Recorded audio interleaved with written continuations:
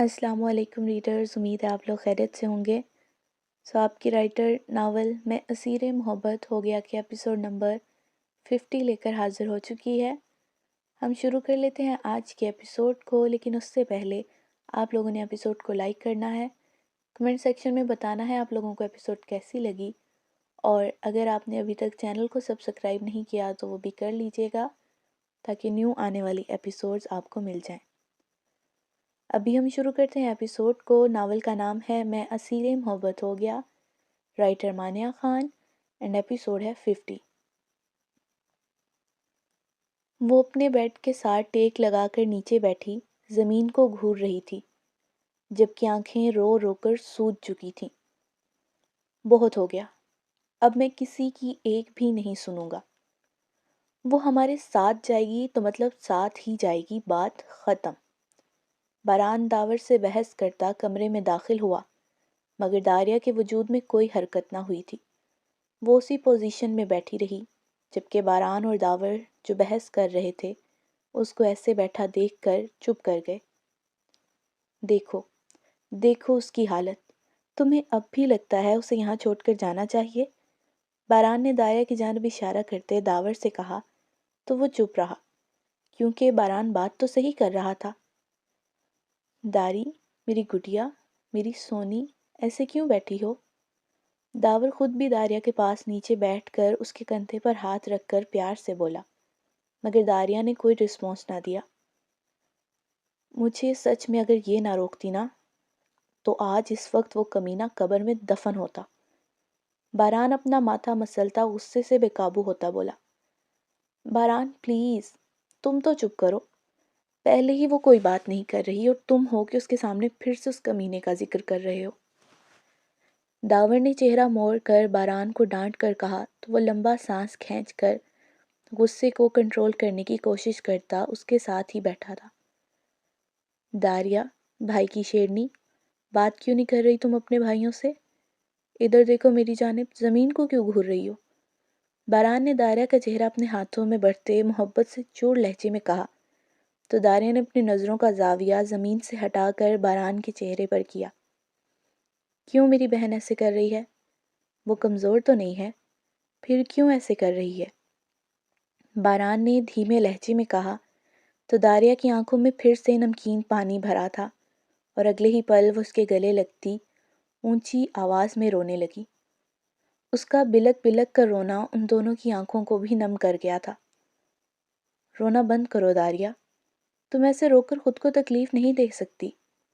جانتی ہو نا، بھائیوں کی جان ہو تم، بھائی تمہیں روتے ہوئے نہیں دیکھ سکتے، پھر بھی تم رو رہی ہو، اس انسان کے لیے جو تمہارے ان آنسوں کی قدر نہیں کرتا، جسے ان سے کوئی سروکار نہیں۔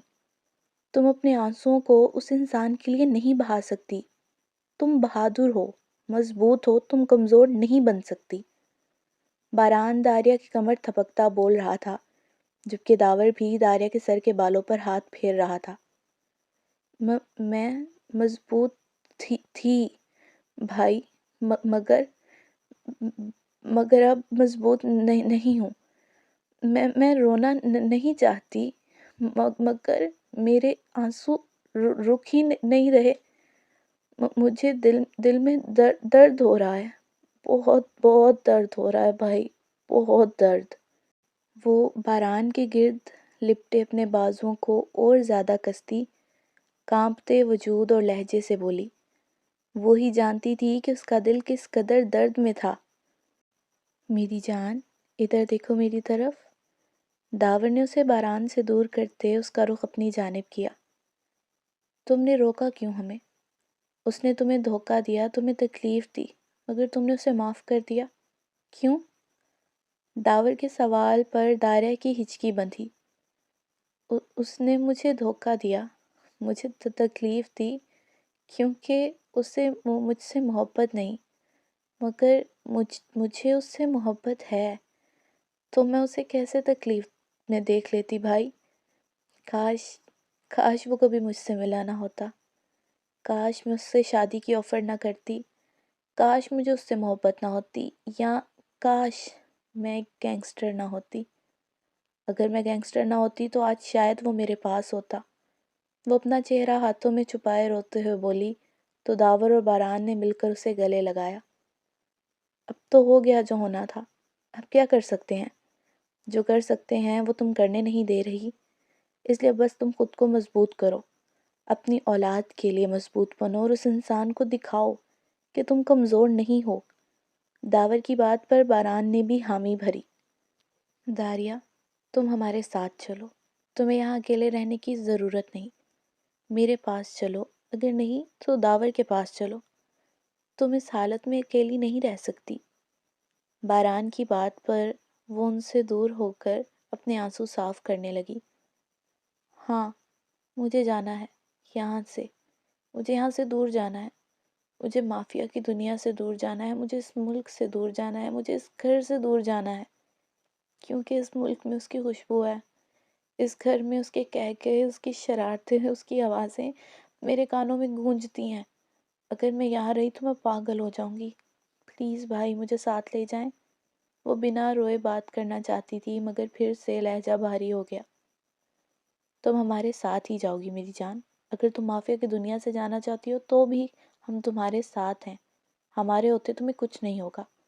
باران تو پہلے ہی چاہتا تھا داریا ان کے ساتھ جائے، اس لیے اس کی بات پر فوری حامی بھرتا بولا، میں اپنی جگہ جینی اور راجر کو دے جاؤں گی، میرا مال وہ سنبھال لیں گے، میں ان کو سونپ دوں ہر ایک چیز۔ وہ اپنا فیصلہ سنانے کے ساتھ ان سے رائے مانگنے لگی۔ جیسے تم چاہو ہماری گڑیا، جیسے تمہاری مرضی۔ وہ دونوں بیک وقت بولتے اسے پھر سے گلے لگا گئے، جبکہ داریا اپنے آنسوں کو اس بار پی گئی کیونکہ پھر سے بھائیوں کے سامنے نہیں رو سکتی تھی۔ 2 ماہ بعد وہ کمرے میں بیٹھ بیٹھ بور ہو گئی تو داور اور حمیرہ کے کمرے میں چلی گئی۔ حمیرہ، رحمان اور نورے کہاں ہیں؟ صبح سے نظر نہیں آ رہے۔ وہاں کمرے میں داخل ہوتے ہی وہ پوچھنے لگی۔ وہ داور کے ساتھ ان کے آفس گئے ہیں، رات کی ضد کر رہے ہیں کہ بابا کے ساتھ جانا ہے، بابا کے ساتھ جانا ہے، اس لیے پھر داور لے گئے۔ تمہیں پتہ تو ہے داور ان کی کوئی بات نہیں ٹالتے۔ وہ بچوں کے کپڑے طے کر کے رکھتی بولی، جبکہ داریا اس کے ساتھ بیڈ پر بیٹھ کر خود بھی اس کے ساتھ کپڑے تہہ لگانے لگی۔ حمیرہ کی عادت تھی وہ بچوں کے اور داور کے کام خود کرتی تھی، کھانا بھی خود بناتی تھی، حالانکہ داور نے ڈھیر سارے نوکر رکھے تھے مگر وہ اپنے کام خود کرتی۔ بھائی کی تو آج امپورٹنٹ میٹنگ تھی نا؟ وہ سوچتے ہوئے پوچھنے لگی۔ ہاں میٹنگ تھی، میں نے کہا تھا نہ لے کر جائیں مگر نہ جی، بچے بھی ضدی اور باپ بھی ضدی۔ وہ ناک چڑھا کر بولی تو داریا مسکرائی۔ اس کی مسکراہٹ پر حمیرہ کے دل کو کچھ ہوا کیونکہ وہ جانتی تھی داریا کی مسکراہٹ بناوٹی تھی۔ 2 ماہ ہو گئے تھے اسے رشیا چھوڑ کر لندن آئے اور ان 2 ماہ میں وہ سب کے ساتھ مل کر ہنستی بولتی تو تھی مگر سب جانتے تھے اس کا ہنسنا، خود کو نارمل ظاہر کرنا سب کچھ دکھاوا ہے۔ در حقیقت وہ ساری ساری رات سوتی نہیں تھی اور تنہائی میں روتی رہتی تھی۔ اس بات کا ثبوت اس کی آنکھوں کے نیچے پڑے حلقے تھے۔ وہ تو خود کو بھول ہی گئی تھی اب۔ پہلے جو داریا ہر وقت سجی سنوری رہتی تھی، اب تو وہ 2-3 دن تک کپڑے بھی نہیں چینج کرتی تھی۔ تم بچوں کو چھوڑو، یہ بتاؤ میں نے جو تمہارے کمرے میں فروٹ سیلڈ رکھا تھا وہ تم نے کھا لیا؟ اچانک سے حمیرہ کو یاد آیا تو اس نے پوچھا۔ ہاں میں نے کھا لیا مگر پورا نہیں کھایا، آدھا کھایا ہے۔ وہ آخری شرٹ کی تہہ لگا کر رکھتی بیڈ کی بیگ سے ٹیک لگا کر بولی۔ اچھا چلو ٹھیک ہے، جتنا بھی کھایا باقی کا بعد میں کھا لینا، بس تم اپنا خیال رکھا کرو کیونکہ تم اپنا خیال رکھو گی تب بھی تمہارے ساتھ جڑی جان صحت مند رہے گی۔ حمیرہ کی بات پر داریا کا ہاتھ اپنے پیٹ پر گیا تھا۔ اسی کے لیے ہی تو کھاتی ہوں، ورنہ میرا تو پانی پینے کو بھی دل نہیں کرتا۔ وہ درد بھری مسکراہٹ سے بولی۔ اچھا تم یہاں بیٹھو، میں تمہیں رحمان اور نورے کی ڈرائنگ دکھاتی ہوں، دونوں نے رات کو باپ کے ساتھ مل کر بنائی تھی۔ وہ کپڑے اٹھا کر کھڑی ہوتی بولی تو داریا نے ہاں میں سر ہلایا، جبکہ حمیرہ کمرے کے ساتھ اٹیچ بچوں کے کمرے میں چلی گئی۔ کیا بات ہے، ایسے کیوں بیٹھی ہو؟ باران آج گھر پر ہی تھا مگر اوریلیو اس کے پاس آیا ہوا تھا اور وہ دونوں کب سے کسی معاملے پر بات کر رہے تھے۔ اوریلیو کے جانے کے بعد جب وہ کمرے میں آیا تو زالے کو سر گرائے بیٹھے دیکھ پوچھنے لگا۔ میرا سر درد کر رہا ہے اور آنکھیں بھی درد کر رہی ہیں، وہ اپنا ماتھا مسلتی بولی۔ تو بیٹھی کیوں ہو جان؟ لیٹ جاؤ، آرام کرو، میں تمہیں پین کلر دیتا ہوں، تم کھا لو اور پھر سو جاؤ۔ وہ اسے کہتا ڈراور سے ٹیبلٹ نکالنے لگا۔ اس نے زاہلے کو دوائی کھلائی اور اس پر اچھے سے کمفرٹر دے کر اسے لٹا دیا۔ تم سو جاؤ، میں کام سے باہر جا رہا ہوں۔ وہ اپنا کوٹ اٹھا کر بولا تو زاہلے نے ہاں میں سر ہلا کر کمفرٹر کو سر تک اوڑھ لیا، جبکہ باران اس کے پاس جا کر کمفرٹر کے اوپر سے ہی اس کے ماتھے پر لب رکھ کر کمرے سے نکل گیا اور پیچھے زاہلے مسکرا کر اپنی نیند میں گم ہونے لگی۔ میٹنگ روم جہاں پر ایک خاموش پرسکون ماحول میں میٹنگ کی جاتی ہے، آج وہاں پر بچوں کے رونے کا شور بلند تھا، جبکہ بچوں کا باپ ان کو چپ کروانے کی جدوجہد میں تھا۔ اچھا نا، تھوڑی دیر ویٹ کر لو، بابا بس فری ہونے ہی والے ہیں۔ وہ اپنے دونوں کندھوں سے چپکے رحمان اور نورے کو پچکارتے بولا۔ نہیں ابھی چلو گھر، ابھی جانا ہے۔ نہیں ابھی چلو گھر، ہمیں ابھی جانا ہے، نورے نے ضدی لہجے میں کہا۔